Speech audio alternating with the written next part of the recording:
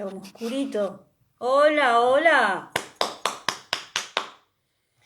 Muy buenos días, ¿cómo están? Espero que estén muy bien. Bienvenidos a Nale. Vamos a continuar leyendo este librazo. ¡Qué librazo! Es una maravilla este libro. Don Bosco y su tiempo. Y el autor, ya mismo les digo, Hugo Wast. Es una maravilla. Es un Es un bomboncito que nos comemos ahora a la mañana, ¿sí?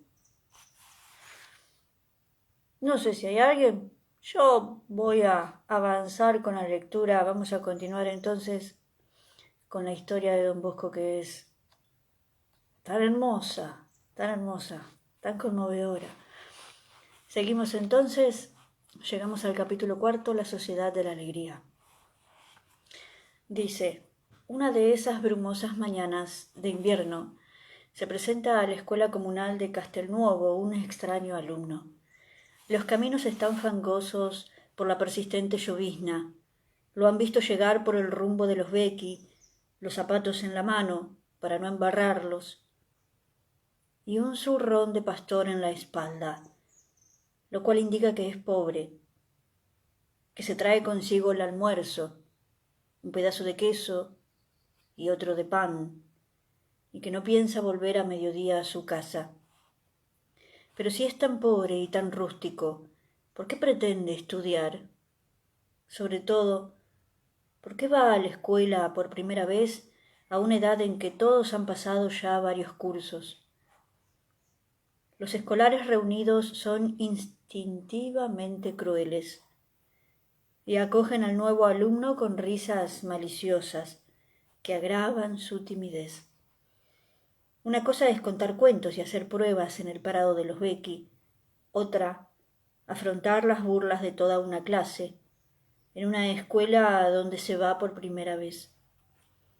Ni siquiera el maestro le hace buena cara, y helo aquí como un delincuente en presencia de la policía. ¿Cómo te llamas? Juan Bosco. ¿Qué edad tienes? 16 años. ¿A qué escuela has ido antes? A ninguna. El maestro, que es sacerdote y enseña latín, mira con desdén al nuevo discípulo. Se llama Don Virano. Buen hombre en el fondo, pero de cáscara amarga. ¿Qué hacías antes de venir aquí? Cuidaba las vacas de mi aldea y he estado al servicio de los Moglia de Moncuco. En la escuela hay justamente un profesor pariente de aquellos Moglia, pero don Virano no sabe quiénes son los de Moncuco y se encoge de hombros. ¿Y ahora se te ocurre aprender latín? Lo dice con tal desabrimiento que Juan no osa responder. Los otros escolares permanecen quietos en sus escaños, conteniendo la respiración para no perder una palabra de aquel diálogo, que hace sudar sangre al nuevo alumno. El maestro, que no siempre logra mantener tan juiciosa su clase, comprende que tiene público propicio y prosigue su interrogatorio. Con que cuidabas vacas y ahora quieres aprender latín. ¿Y para qué quieres aprender latín? Juan tiene lágrimas en los ojos. Le repugna descubrir el misterioso tesoro de su vocación delante de todo el mundo. Pero lo interrogan. Le hacen un gran silencio. Debe responder. Quiero ser sacerdote, exclama con la garganta apretada por un sollozo. Los muchachos estallan en una carcajada cruel. El maestro, pesaroso de haber provocado esas risas, palmea en la mejilla a su nuevo alumno y le enseña un puesto en las últimas filas, a donde Juan va a sentarse avergonzado y lloroso.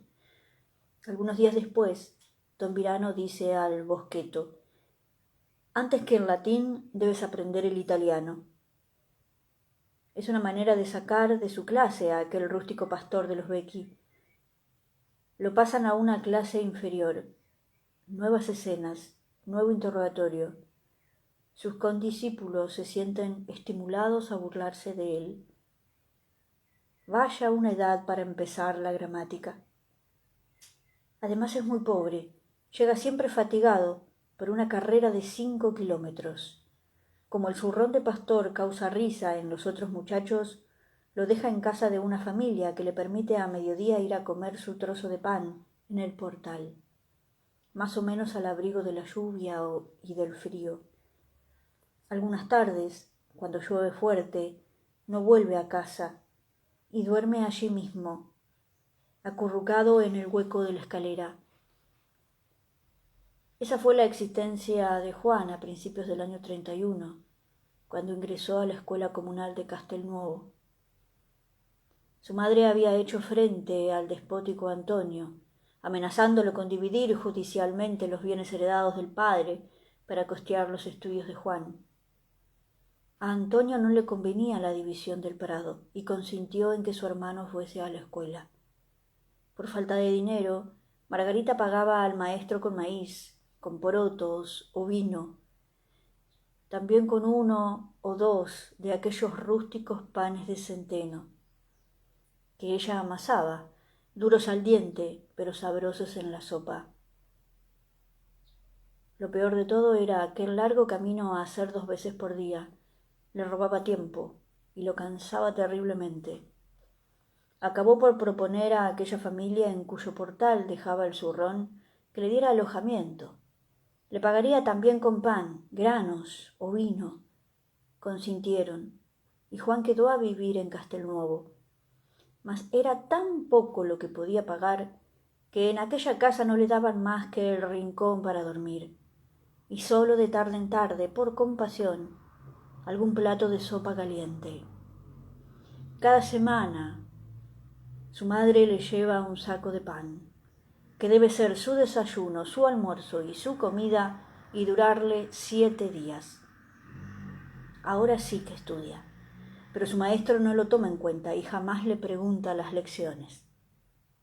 Cierto día, da como deber una relación en italiano del episodio de Eleazar, pero prefirió morir antes que comer las viandas prohibidas.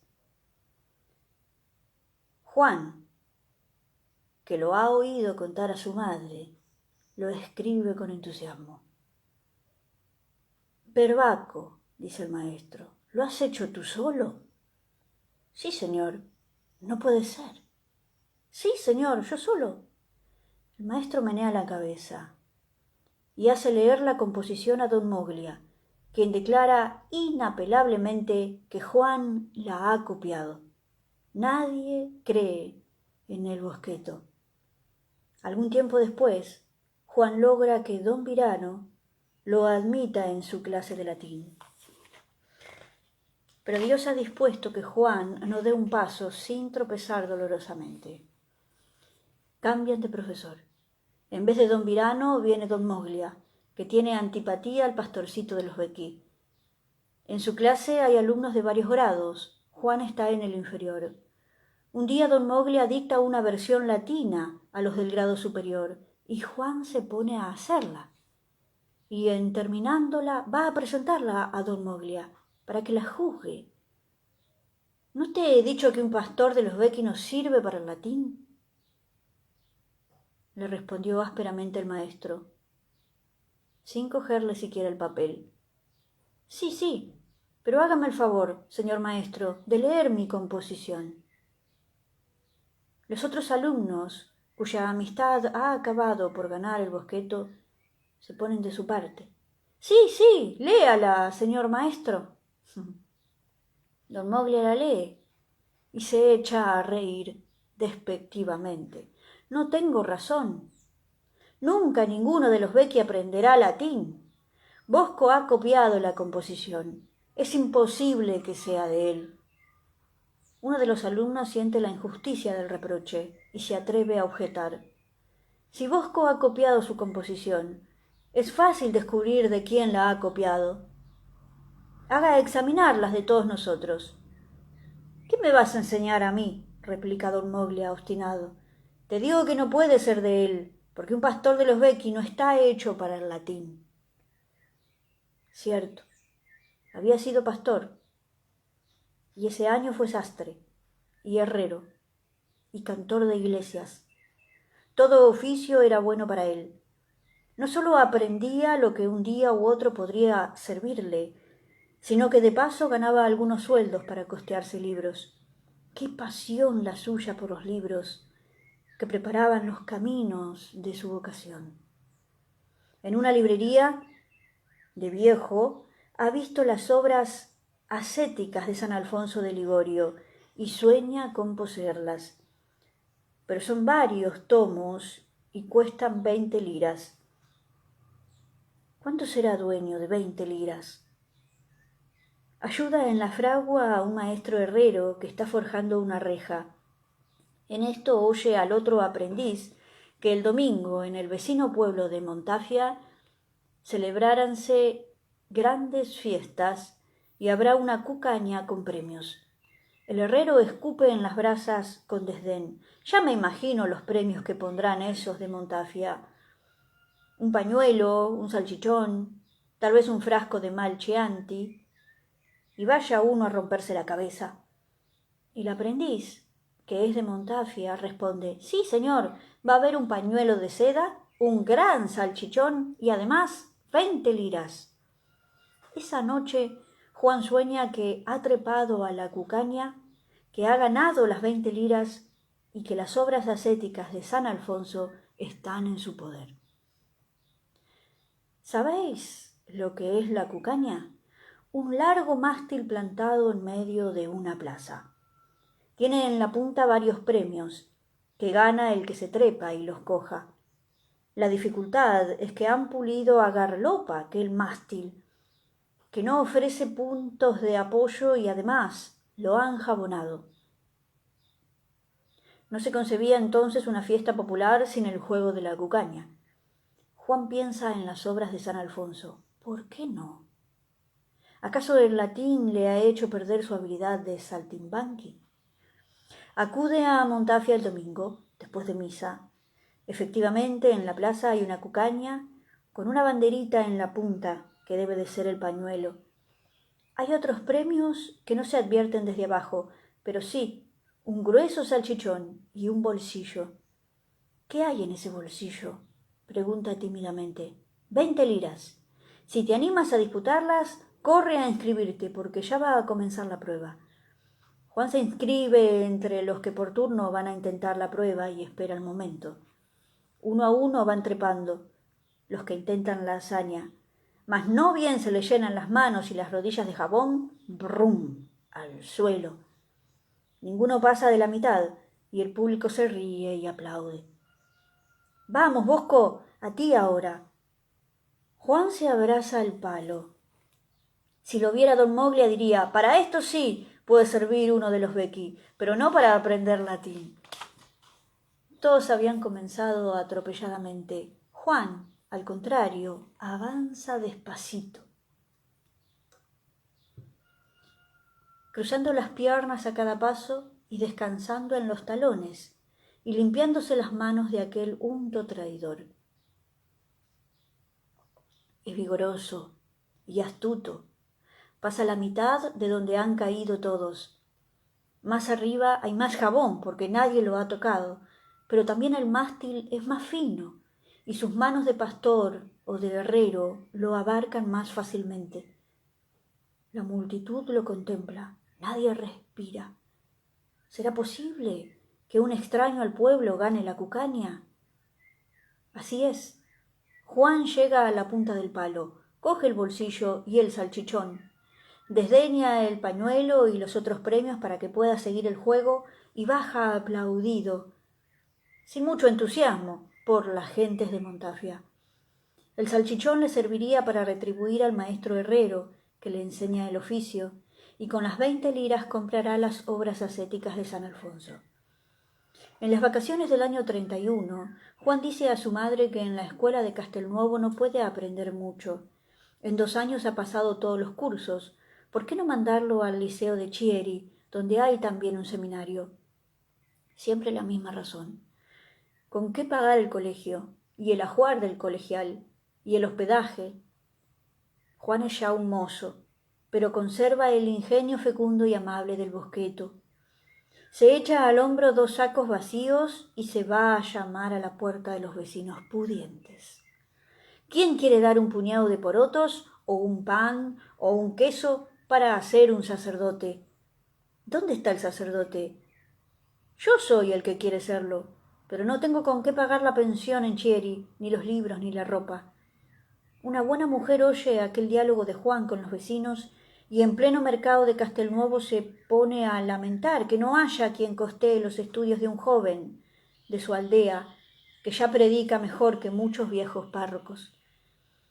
Algunos señores del pueblo consienten en prestarle ayuda. Los vecinos de los Becchi se cotizan también. Quién da trigo, quién harina de maíz, quién un saco de patatas. Y uno, que por su pobreza no puede ofrecer más, se brinda a llevar gratis a la madre y al hijo su baúl y sus provisiones hasta Chieri en su carrito. Todos ayudaron. Para un lugareño, Chieri es toda una ciudad. No cuenta más que 9.000 habitantes, pero posee muchas hilanderías, un seminario, un colegio, algunos conventos y muchas iglesias y hermosos palacios. Aquel mocetón pobremente vestido, con zapatos de aldeano y gruesas manos de herrero, no tiene traza de estudiante.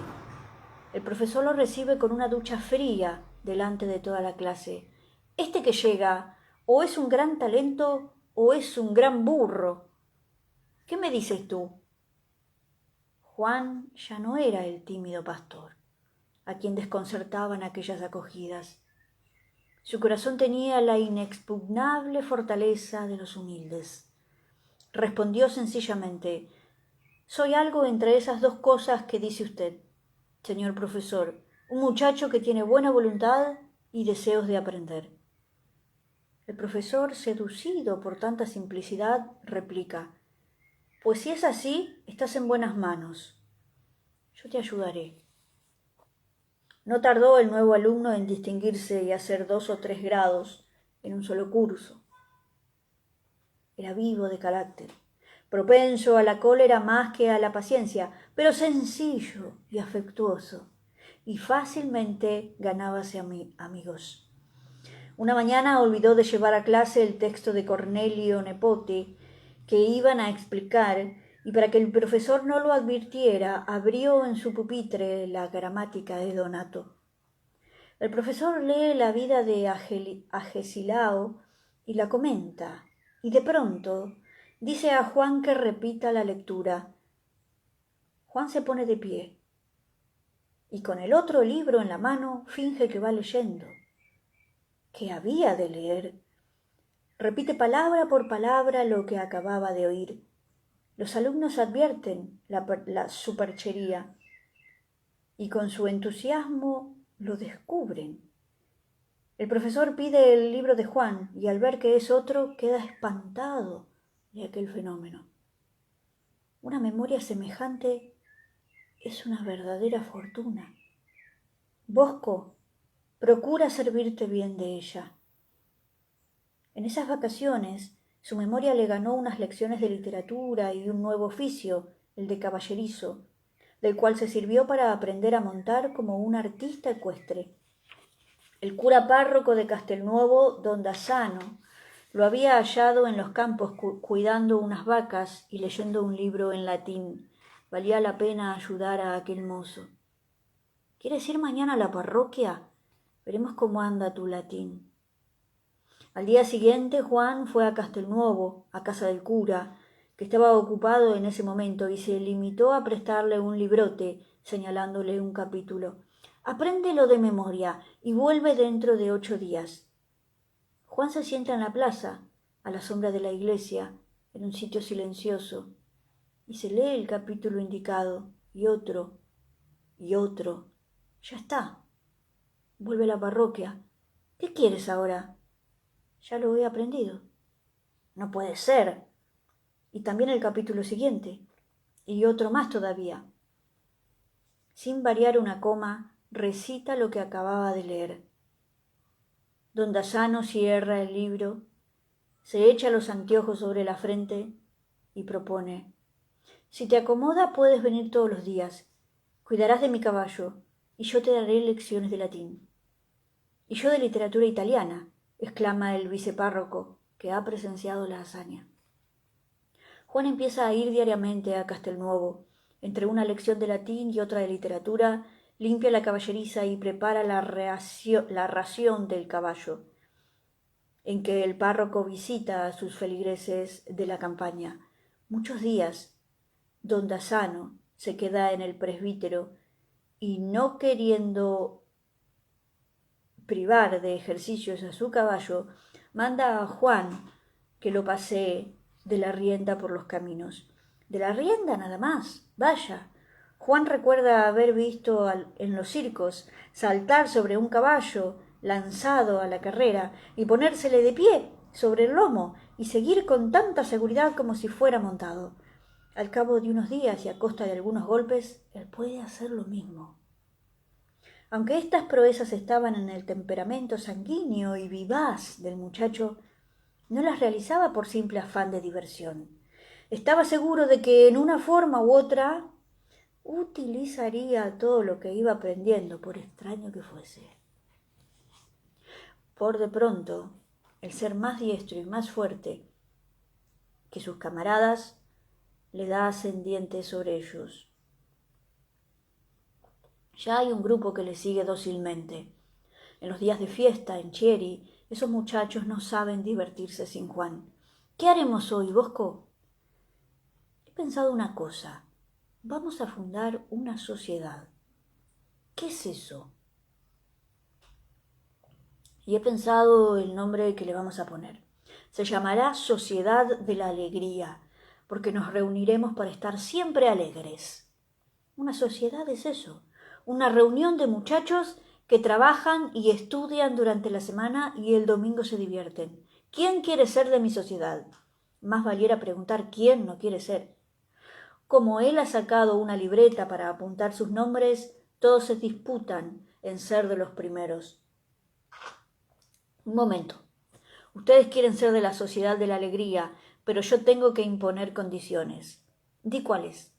La primera, que yo no admito socios aficionados a malas conversaciones.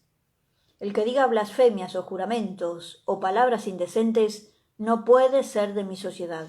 Aceptado. Tampoco quiero socios ladrones.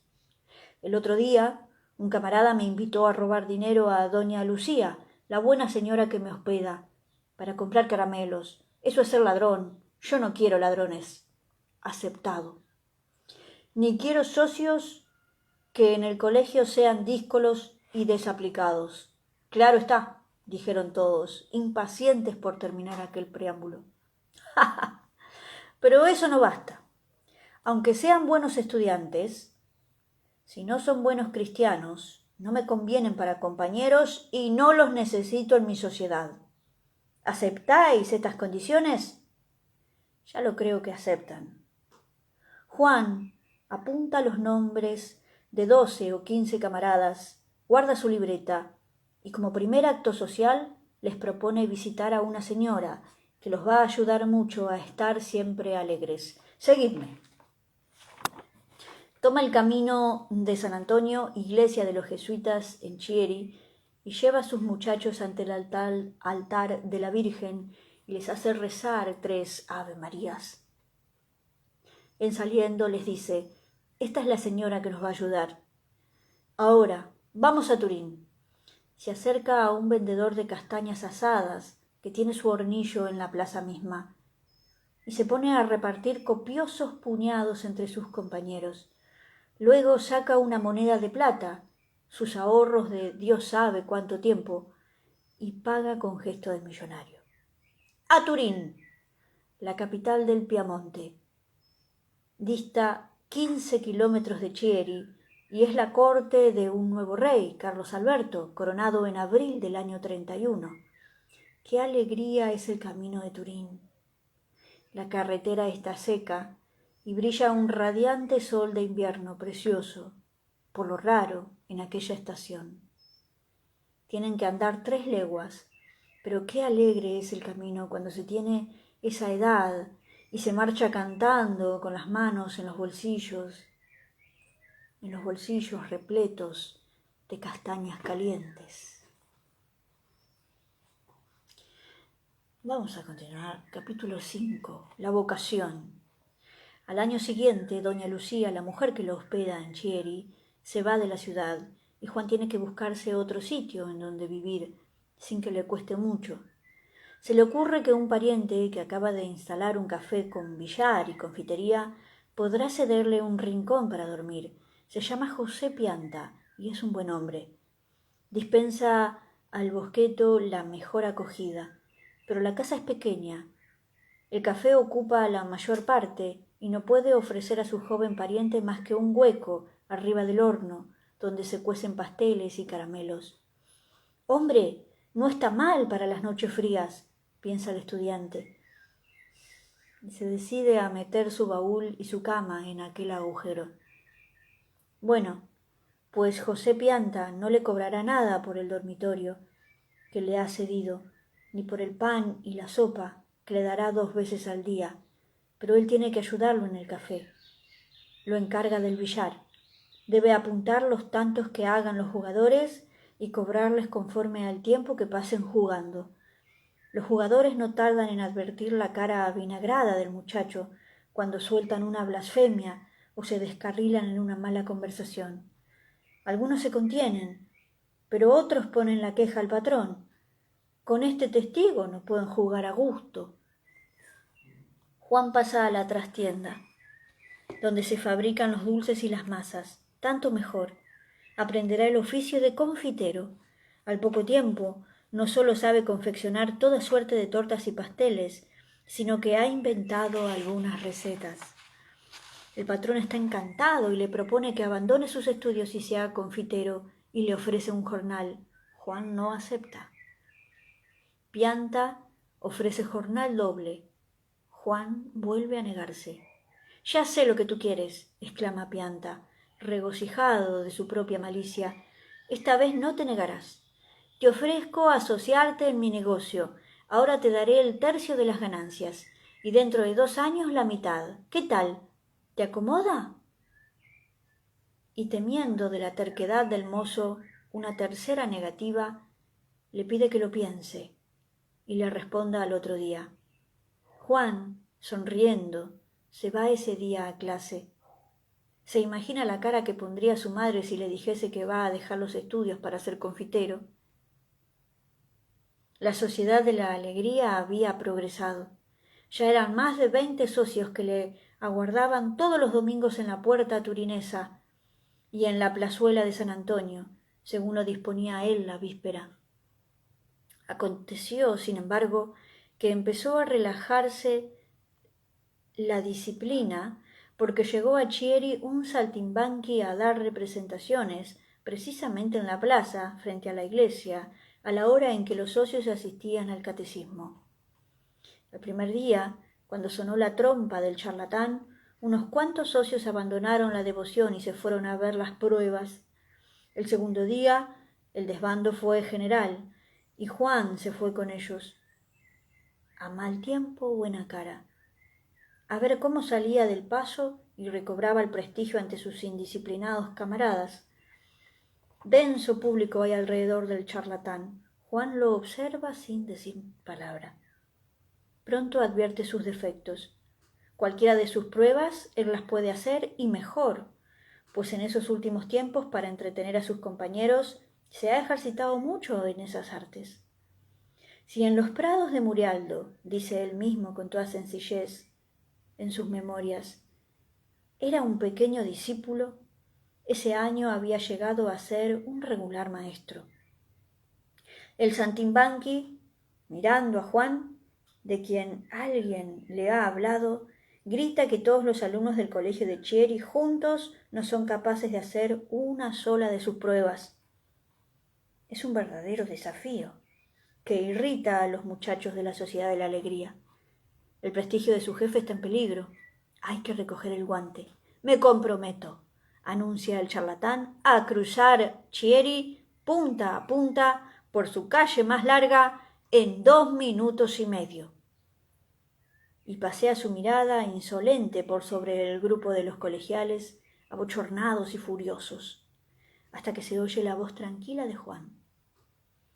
Yo lo cruzo en 2 minutos. Sensación de alivio y de admiración. Siempre es fastidioso que un extraño se jacte de vencer a toda la ciudad. El charlatán se echa a reír. Apuesto 20 liras si quieres correr junto conmigo. No las tengo, responde Juan. Nosotros las tenemos, nosotros te las damos, contestan los socios de la alegría. En ese instante, reuniendo su dinero, reúnen la suma. Nombran un juez de la carrera. Juan se santigua antes de partir. Su enemigo lo aventaja durante el primer minuto, pero luego Juan lo iguala, lo pasa, y mucho antes de llegar a la meta, le quita toda ilusión de ganar. El saltimbanqui se vuelve furioso. ¿Cómo se conoce que has corrido detrás de las vacas en tu país? Pero nunca delante de un burro hasta hoy, le contesta uno de la ciudad, entusiasmado por la proeza de Juan. Vamos a ver, apuesto el doble a que no saltas el canal del agua. Me gustará verte nadar como un gato. 40 liras. Vuelven a cotizarse los espectadores y las 40 liras del uno y las 40 liras del otro van a manos del juez y todo el concurso se rige a un sitio donde pasa un canal de riego que tiene al borde un pretil de piedra. El charlatán se coloca en posición, balancea el cuerpo y salta, y va a caer al pie mismo de aquel parapeto. Ir más allá, ni siquiera 1 centímetro, es imposible.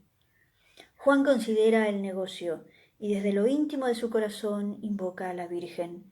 Si él quiere ganar, no es por amor propio ni por codicia, sino por conservar su autoridad entre sus muchachos. Se coloca en posición y se lanza, pero no se detiene junto al pretil, sino que apoya las manos en él, da un salto mortal y cae de pie al otro lado. Una salva de aplausos lo premia.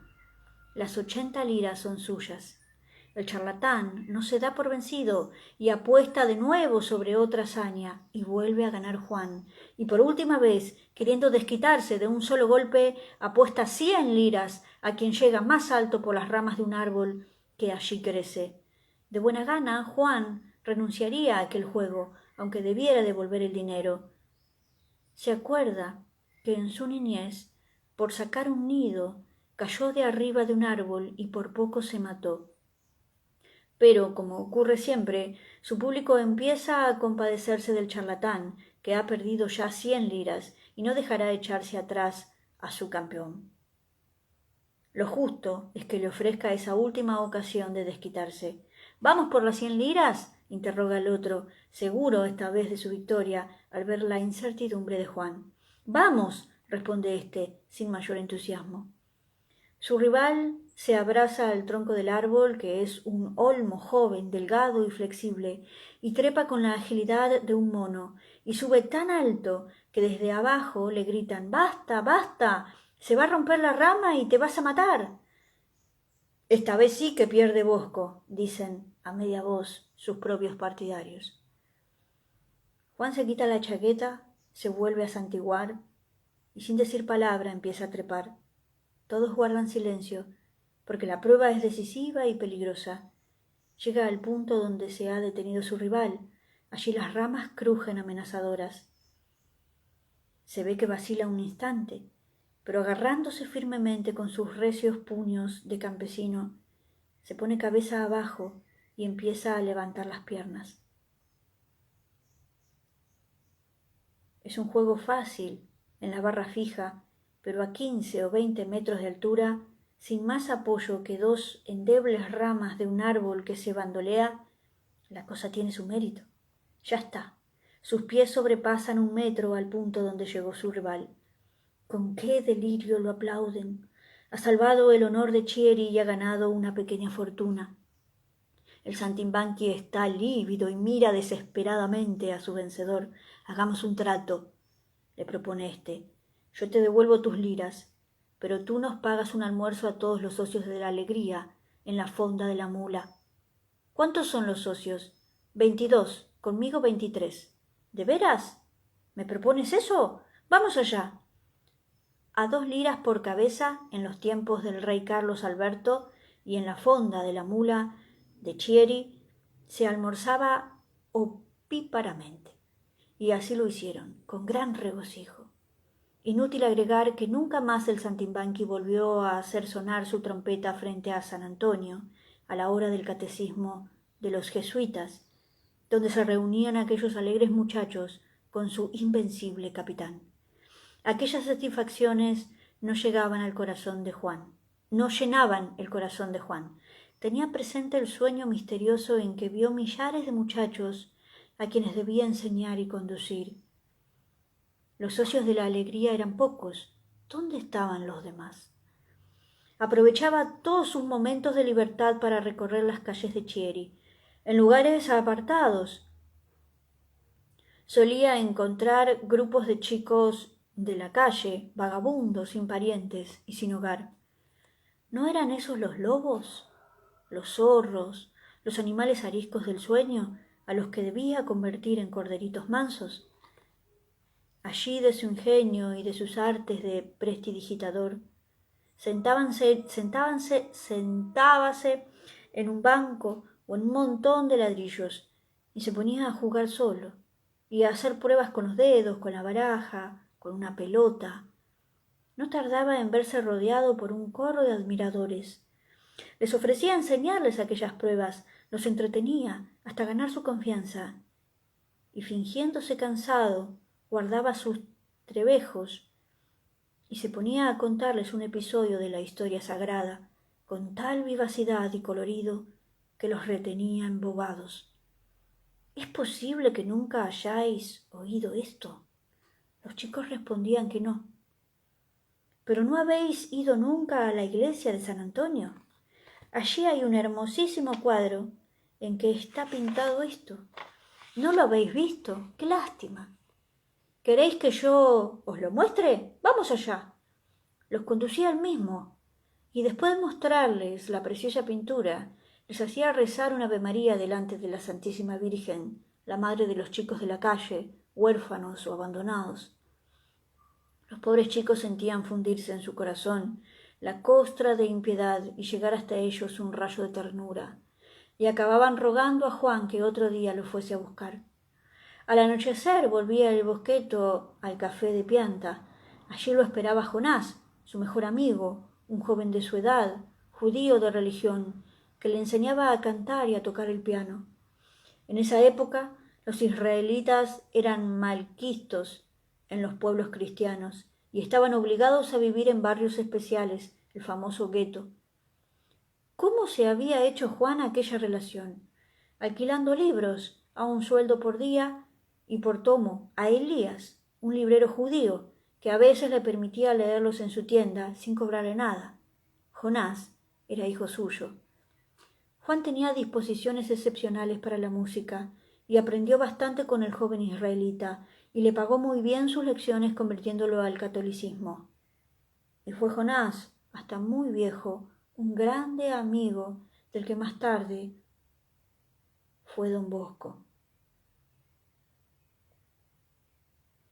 Próximo a terminar el año escolar, volvió José Pianta a proponerle entrar en el negocio de su confitería, y como Juan le respondiese negativamente, se empeñó en que había de explicarle por qué razón no aceptaba tan ventajosa oferta.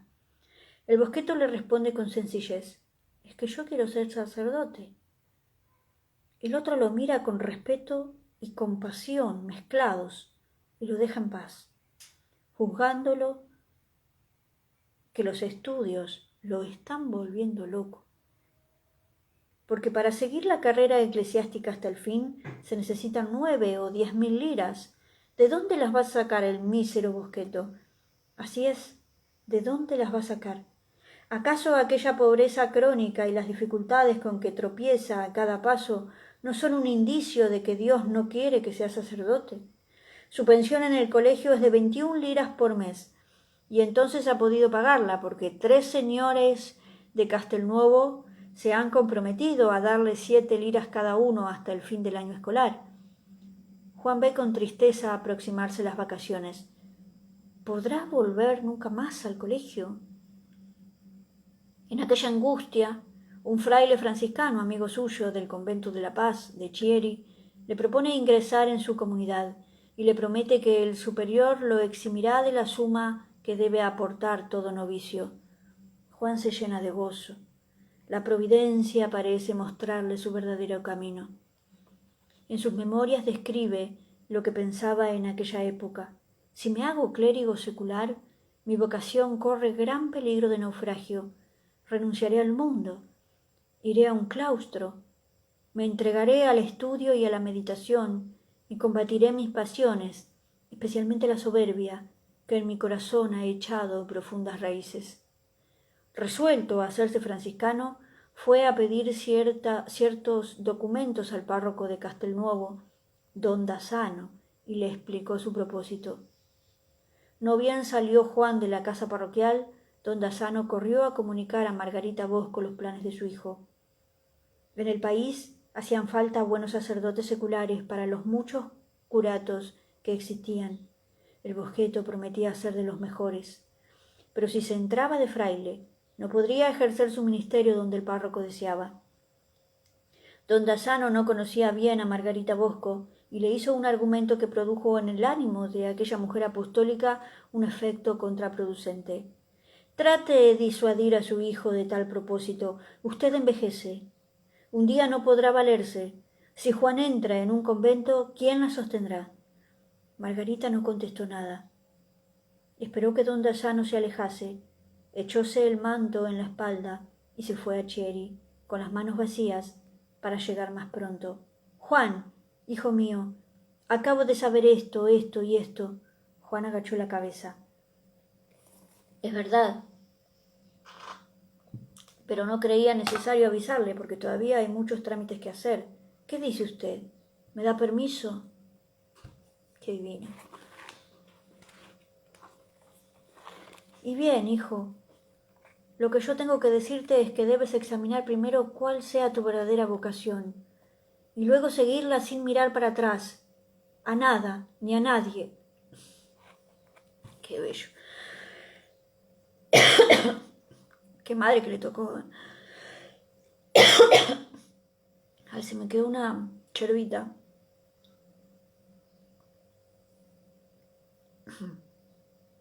Antes, la salvación de tu alma. Don Dassano quiere que yo te niegue el permiso para ser fraile, porque el día de mañana puedo necesitar de ti, y yo te digo, en estas cosas yo no entro. Yo de ti no quiero nada, ni espero nada. He nacido en la pobreza, he vivido en la pobreza, quiero morir en la pobreza, y ahora te digo solamente que si te hicieras sacerdote y por desventura llegaras a ser rico, yo no iría nunca más a verte. Recuérdalo bien. Qué hermoso, qué hermosa madre. El tono, la actitud, las palabras de la madre se le quedaron grabadas a fuego para toda su vida. Si por desventura llegaras a ser rico. Es una mala suerte ser rico. Qué bello, ¿eh? Qué bello. Es lo opuesto a la vida de entrega, de servicio, de sacrificio. Ser rico es más difícil que entre un rico al reino de los cielos, ¿no? Que un camello pase por el ojo de una aguja, ¿no? Durante 50 años por las manos de don Bosco han pasado más millones que por las de muchos banqueros. Claro. Aquella montaña de oro con que edificó templos y escuelas y talleres y hospicios en todas partes del mundo no contaminó su corazón. Qué pobre de espíritu fue aquel gran tesorero de la providencia. Las palabras sublimes de su madre no habían caído en tierra estéril. Qué belleza, ¿eh? Puesto que su madre no se oponía, Juan se confirmó en su propósito de hacerse fraile. Por los días de la Pascua del año 34 fue a Turín y solicitó su ingreso en la orden franciscana. Se le sometió a un examen riguroso. En el libro de los conventuales reformados se registra su aceptación en estos términos. Año 1834, Receptus fuit in conventu Saint Mary Angelorum Ordre Reform Francisci Juvenis Johannes Bosco a Castro Novo Natus. Bueno, en fin, dice algo en el latín, ¿no? El convento al cual iba a pertenecer era el que él amaba por la frecuencia con que lo había visitado y su amistad con algunos conventuales, el de La Paz, de Chieri. Todo estaba dispuesto, cuando soñó una cosa extraña. Me pareció ver, cuenta él mismo en sus memorias, una multitud de aquellos religiosos con los hábitos revueltos, corriendo unos en sentido contrario a los otros. Uno de ellos se me acercó y me dijo: «Tú vienes aquí a buscar la paz, y aquí no la encontrarás. Mira cómo están tus hermanos. Otro sitio, otra mies te prepara Dios». Quise preguntar algo a aquel religioso, pero me desperté. Profundamente impresionado, consultó a su confesor, el cual, oyendo hablar de sueños y de frailes, no quiso comprometerse y le contestó secamente: «En este negocio no me meto. Cada cual siga sus inclinaciones y no los consejos ajenos». Andaba el joven sumergido en esta dolorosa perplejidad cuando un amigo de Castelnuovo, un simple herrero en cuya fragua había trabajado más de una vez, le hizo una indicación: «No decidas nada sin consultar con don Cafaso». Este era un sacerdote afamado por su virtud y su discreción, que vivía en Chieri y a quien Juan conocía. La verdad es que no se le había ocurrido consultarlo. Fue en su busca, le explicó su asunto y le pidió su opinión, y don Cafaso le respondió: «No decidáis nada ahora. Proseguid los estudios, entrad al seminario, y allí esperad la indicación del cielo, que no os va a faltar». El hecho es que Juan no tenía medios materiales para seguir ese consejo. En las vacaciones habitaba la casa de su madre, que vivía ahora en Susambrino, con su hermano José, que se había casado. Ocupábase en toda suerte de trabajos, era zapatero, labrador, o herrero, o carpintero, y leía en los ratos libres y enseñaba la doctrina a los chicos de la aldea. Por entonces cayeron en sus manos unos libritos de la obra de la propagación de la fe, fundada en Francia, y que empezaba a extender su acción en Italia. En ellos se referían la prodigiosa labor de los misioneros que llevaban el Evangelio a países remotos y salvajes y sufrían el martirio por su fe. El corazón generoso de Juan se inflamó. Allí estaba la clave de su sueño. Los lobos y los osos y los otros animales eran los crueles mandarines del Tonquín y los emperadores de la China y los antropófagos del África. A esos tenía que convertir en corderos, obedeciendo a la voz de su misteriosa aparición. No estaba allí el secreto de su vocación. Terminadas las vacaciones de ese año, hallamos a Juan instalado otra vez en Chieri, siguiendo el curso de retórica 1834 a 1835. Le costean la pensión el nuevo cura vicario de Castelnuovo, don Cinzano, y otros protectores que fundan grandes esperanzas en el pobre Bosqueto. Por 8 liras al mes tenían alojamiento y comida en casa de un tal Tomás Cumino, sastre, que vive en la plaza de San Bernardino, cerca de la iglesia de San Antonio, a donde el joven oía misa casi todas las mañanas antes de ir a clase. Buen hombre, el tal Cumino. Primero le enseñó a pegar botones con pescuezo y a hacer remiendos más o menos invisibles, y cuando le tuvo confianza, le prestó las tijeras y le permitió cortar chaquetas y pantalones para sus parroquianos, que no eran muy exigentes. Buen hombre, pero de ideas harto simples. Poco a poco se le entró en la mollera que Juan era brujo y tenía pacto con el diablo, y lo acusó a la autoridad eclesiástica. En aquellos tiempos esa acusación era más peligrosa que hoy.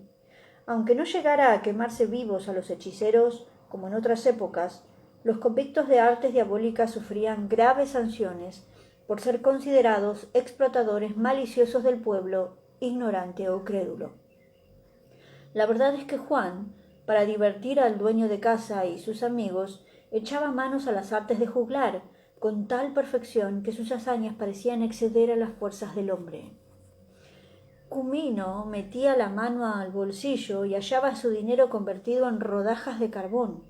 Se enloquecía buscando sus anteojos y los encontraba, después de la cena, en el fondo de la sopera de macarrones. Bebía y el agua se le convertía en vino. Llenaba de vino el frasco y al verter lo hallaba transformado en agua. Se reía a veces, pero a veces se indignaba y acabó formando un pésimo juicio del bosqueto porque sus explicaciones no eran suficientes. Un día Cumino celebra su santo, invitando a comer a algunos amigos. Les anuncia con mucha prosopopeya, como especialísimo plato, un pollo en gelatina que él mismo había preparado.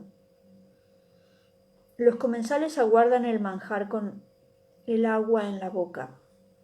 Conociendo la buena pieza que es su huésped y por temor a sus bromas, el sastre vigila a Juan y no lo deja arrimarse a la fuente del pollo, cubierta cuidadosamente, y en el momento oportuno la trae él mismo, la coloca en el centro de la mesa y la descubre con toda ceremonia. Y he aquí que, en vez de un pollo en gelatina, salta un gallo vivo que al ver las luces se pone a cantar estrepitosamente. No, eso no tiene explicación en ese mundo. Son cosas del diablo, lo que se llama la magia negra. Al día siguiente, Cumino coge el sombrero y se va calladito a consultar con un tal don Bertinetti, sacerdote vecino suyo.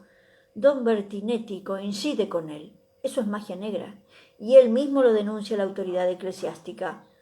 Correspondía el asunto al arcipreste de la catedral, el canónigo Bucio, que no se andaba con paños tibios en negocios de brujería. Manda llamar al presunto hechicero. Juan llega, sospechando de qué se trata, muy serio por fuera, pero bailándole la risa por dentro e ingeniándose para salir airoso del enredo. El canónigo está rezando el breviario. Hay que esperar que termine. Luego entra un pobre, a quien don Burcio socorre caritativamente. Enseguida es el turno de Juan. El canónigo lo lleva a su gabinete y, creyendo tratar con un redomado bribón, empieza su interrogatorio, dando rodeos. Le pregunta por sus creencias y su catecismo, y Juan le da contestaciones perfectas. Le averigua en qué se ocupa, qué gentes trata, a qué sitios concurre, y no deja de sorprenderse del estilo, sin sombras de malicia, del presunto mago. El canónigo comprende que el mozo es más ladino que él y lo increpa. Está muy bien lo que tú me dices, pero no es lo que otros me han dicho de ti. Sé que penetras los pensamientos ajenos, que adivinas el dinero que uno tiene en el bolsillo, que haces ver negro lo blanco y blanco lo negro, que conoces el porvenir. Todo esto es imposible si no te sirves de la magia. Aquí anda el mago, aquí anda la mano de Satanás. Dime, pues, ¿quién te enseñó esa ciencia? Dímelo todo confidencialmente y te prometo no servirme de tu declaración, sino para hacerte bien. El acusado, con la mayor tranquilidad, le responde: Señor arcipreste, concédame 5 minutos para contestarle. Concedido, dice el canónigo, frunciendo el ceño y temeroso de alguna trapisonda. Pero tenga la bondad de decirme la hora exacta. El canónigo mete la mano en el bolsillo. No encuentra su reloj. Juan sonríe imperceptiblemente. Si no tiene el reloj, no importa. Présteme una moneda de 5 sueldos. Allí veremos la hora. Maquinalmente el canónigo vuelve a meter la mano con cierta inquietud. Busca de un lado, busca de otro. Ni bolsa ni reloj. Creyéndose objeto de una diabólica burla, monta en cólera. —¡Bribón! ¡Servidor del demonio! ¡Ya me has robado la bolsa y el reloj! Yo no puedo callar esto. Mi obligación es denunciarte, y no sé cómo me contengo y no te doy aquí mismo una paliza. ¿Pensará alguien que el bosqueto se turbó? Es no conocer el maravilloso dominio que tenía sobre sus nervios. Su actitud era tan serena que el canónigo se sintió abochornado de su exabrupto y dominándose dijo: «Hablemos amistosamente. Explícame estos misterios». Yo tenía en la faltriquera reloj y bolsa con dinero. ¿Cómo han desaparecido? ¿Dónde están? Señor arcipreste, responde respetuosamente Juan, no hay aquí ningún misterio. Todo es inteligencia rápida, preparación del terreno y ligereza de mano. ¿Qué inteligencia puede hacer en esta desaparición de mi reloj y mi dinero? Se lo explicaré en pocas palabras. Cuando yo entré, vuestra reverencia acababa de dar limosna a un pobre y había puesto la bolsa sobre el reclinatorio. Y vi que mientras rezaba el breviario, tenía el reloj sobre esta mesita. Vuestra reverencia pasó un instante a la otra pieza y yo lo aproveché para esconder los dos objetos. Cuando volvió, no viéndolos, pensó que los tenía, como de costumbre, en el bolsillo. Sin embargo, están aquí. Levantó Juan una pantalla y aparecieron la bolsa y el reloj. Se echó a reír el arcipreste y pidió a Juan otras muestras de su habilidad, las cuales se las dio el joven muy gustoso. «¡Bravo!», exclamó don Burcio, despidiéndolo. «A los que te acusen de artes diabólicas, les contestaremos que ignorantia es magistra admirationis».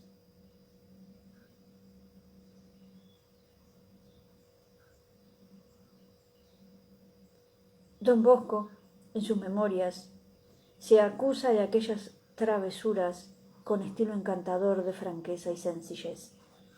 Viéndome pasar los días en tanta disipación, alguno podrá pensar que yo descuidase el estudio. No niego que habría podido estudiar más, pero puedo asegurar que la atención en clase me bastaba para aprender cuanto necesitaba. Tanto más que en aquel tiempo yo no establecía diferencia entre leer y estudiar, y con toda facilidad podía repetir la materia de un libro con solo haberlo leído u oído leer. Además, mi madre me había habituado a dormir muy poco, y podía pasarme 2/3 de la noche a la luz de una vela sobre los libros y tener el día entero a mi disposición para hacer escuela privada o repeticiones a otros, a lo cual me prestaba por caridad o amistad, si bien algunas veces me pagaban. De los tomitos de la biblioteca popular leía uno por día, y muchas veces me ocurrió que llegaba la hora de levantarme y yo todavía estaba en la década de Tito Livio, cuya lectura había comenzado la noche antes. Esto arruinó mi salud de tal modo que durante años anduve próximo a la tumba. Por eso aconsejo a los jóvenes que hagan lo que se puede y nada más. La noche es para descansar. Exceptuando caso de necesidad, nadie sabe, después de cenar, aplicarse a estudios científicos.